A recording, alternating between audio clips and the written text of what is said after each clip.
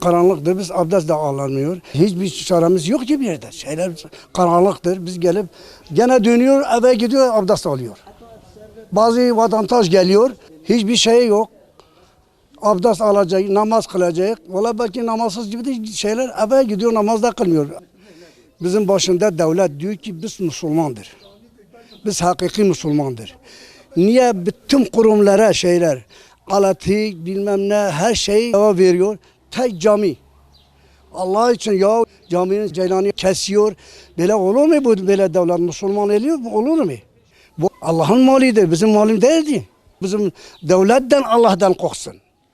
Bizim devletten Allah'tan korksun. Bizim cami bile niye böyle razalata götürüyor? Tağdaş bizim ceyranımızı kesiyor. Ben 1967 yaşındayım. 75 yaşında. 75 yaşında böyle görmedim camiyi elektrikini kesmişler.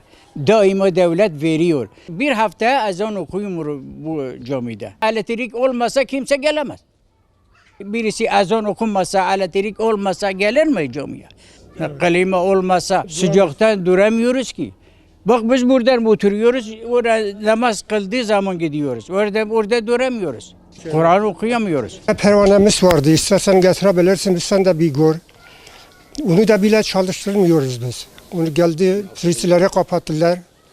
Bir haftadan beri elektrik yok. Tetbihat yapamıyoruz.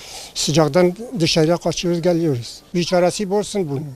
Böyle biz dayanmıyoruz sıcaktan mesela. Yarın kış gelecek, şimdi sıcaktır.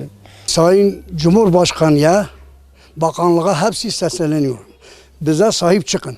Bütün camilere. Biz Müslümandır.